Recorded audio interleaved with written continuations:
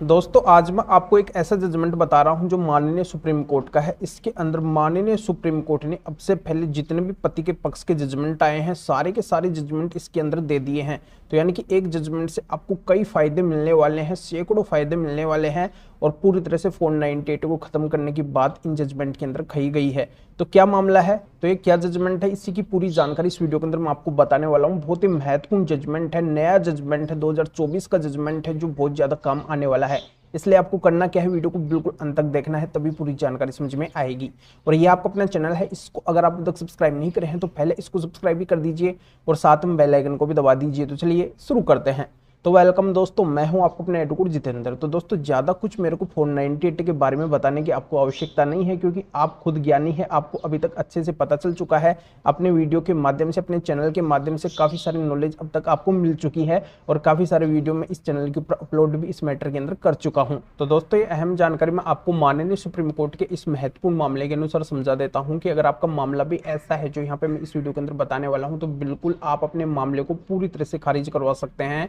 यानी कि 498 केस को खारिज करवा सकते हैं और आगे भी दर्ज होने से आप इस केस को रुकवा सकते हैं, यानी कि भविष्य के अंदर भी आपके ऊपर केस दर्ज नहीं हो सकता है, यानी कि पूरी तरह से इस मामले के अकॉर्डिंग आपका केस खत्म हो जाएगा। तो ये मामला क्या है, इसके अंदर ऐसा होता है कि दो कपल की शादी सन 2008 के अंदर होती है और वाइफ के द्वारा जो 498 का केस दर्ज करवाया जाता है वो 2021 के अंदर दर्ज करवाया जाता है। और इस केस के अंदर husband, mother in law, father in law और सिस्टर इन लॉ का नाम भी वाइफ के द्वारा इस केस के अंदर ऐड करवा दिया जाता है। अब इसका इन्वेस्टिगेशन जब पुलिस करती है तो पुलिस क्या करती है, mother in law, father in law और सिस्टर इन लॉ के नाम पे क्लोजर लगाती है और हस्बैंड के नाम से चार्जशीट कोर्ट के अंदर पेश कर दी जाती है। जब हस्बैंड को पता चलता है कि हस्बैंड के नाम से चार्जशीट कोर्ट के अंदर पेश की गई है तो हस्बैंड यहाँ पे बहुत ज्यादा नाराज होते हैं कि ये तो मेरे साथ में अन्याय हो रहा है, जबकि पूरा का पूरा केस झूठा है, मेरे ऊपर भी केस नहीं चलना चाहिए और इसके अंदर मुझे राहत मिलनी चाहिए। तो हस्बैंड के द्वारा क्या किया जाता है, इस मामले को हाई कोर्ट के अंदर चैलेंज किया जाता है। इसकी क्यूएसिंग के लिए 482 सीआरपीसी में जाया जाता है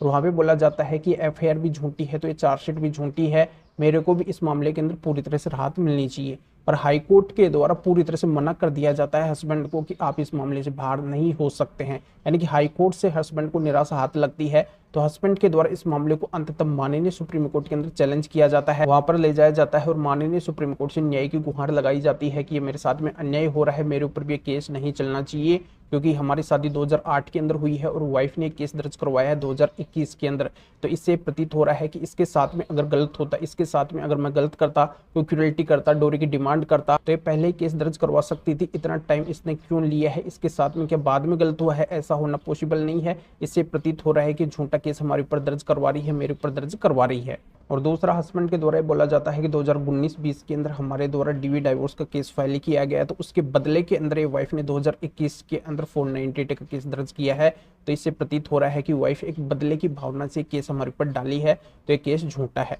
और तीसरा, हस्बैंड के द्वारा ये बोला जाता है कि वाइफ के पास में हमारे खिलाफ कोई भी एविडेंस यानी कि कोई भी सबूत नहीं है, वो झूठा मनगढ़ंत कहानी इस केस के अंदर लिखवा रही है। तो फिर वाइफ साइड से भी ये बोला जाता है कि हस्बैंड झूठ बोल रहा है, इसने हमारे साथ में बहुत ज्यादा गलत किया है, इसके ऊपर केस चलना चाहिए और अन्य मेंबर के ऊपर भी केस चलना चाहिए, उनका नाम भी इस केस से गलत निकाला गया है। फिर दोनों पक्षों को सुनने के बाद में माननीय सुप्रीम कोर्ट के द्वारा इस मामले के ऊपर गौर फरमाया जाता है और हस्बैंड की बातों के ऊपर ध्यान दिया जाता है कि हस्बैंड जो बोल रहे हैं कि इनकी शादी 2008 के अंदर हुई है और इसके सबूत भी है, इसके प्रमाण भी है, और वाइफ के द्वारा 2021 के अंदर केस दर्ज करवाया गया है तो इसका प्रमाण भी है। तो इससे प्रतीत हो रहा है कि वाइफ के साथ में गलत नहीं हुआ है, अगर उसके साथ में गलत होता तो पहले केस दर्ज करवाती। और दूसरा, क्लियर किया जाता है कि हस्बैंड साइड से पहले डीवी डाइवोर्स का केस फाइल किया गया है, तो उसके बदले की भावना के अंदर पत्नी ने 498 का केस दर्ज करवाया है। और तीसरा, क्लियर किया जाता है कि इस केस के अंदर कोई भी स्पेसिफिक एलिगेशन नहीं है, कोई टाइम डेट पैलेस वगैरह कुछ भी वाइफ ने मेंशन नहीं किया है, केवल जनरल एलिगेशन लगाए हैं। और चौथा, माननीय सुप्रीम कोर्ट के द्वारा पुलिस को ये बोला जाता है कि आपके पास में अगर ऐसा केस आता है तो आप डायरेक्टली एफआईआर मत करो, पहले इस मामले को देखो कि ये मामला झूठा है या फिर सच्चा है।